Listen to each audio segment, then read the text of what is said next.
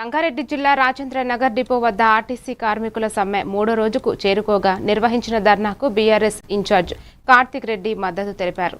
తెలంగాణ ప్రజల హక్కుల కోసం పోరాడే స్వభావం కలిగిన వారని, ప్రభుత్వం కఠిన చర్యలకు మాత్రమే పరిమితం కాకుండా కార్మికుల సమస్యలను పరిష్కరించాలని సూచించారు. ఇటీవల మరణించిన శంకర్ గౌడ్కు 2 నిమిషాల మౌనం పాటించి నివాళులు అర్పించారు. కార్మికులు ధైర్యంగా శాంతియుతంగా పోరాడాలని ఆయన పిలుపునిచ్చారు.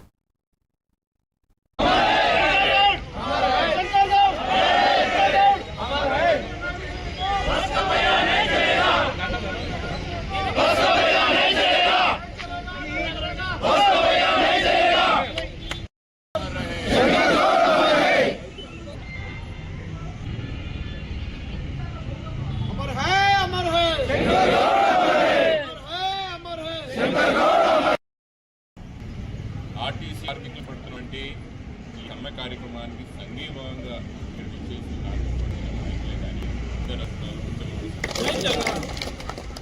తెలంగాణ ప్రాంతానికి ఒక ప్రత్యేకత, తెలంగాణ ప్రజలకు మనందరికీ ప్రేమగా గడిచిన ముఖ్యమంత్రి గారు ఎవరైతే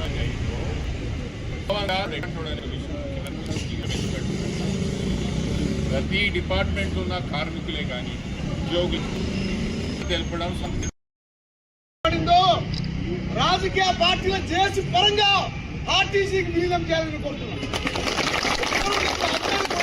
ఆర్టీసీ విలీనం చేయడానికి చేస్తుంటే కొంతమంది చూడలేక అంటే బాధ కలిగి వాళ్ళు తీస్తున్నారు కదా, వాళ్ళు కూడా వస్తే మనకు ఒకటే రోజు మా సమ్మె అయిపోతుండే కదా, తీసి పూర్తి చేస్తున్నందుకు చూసి బాధపడి ఒక కార్మికుడు శంకర్ కూడా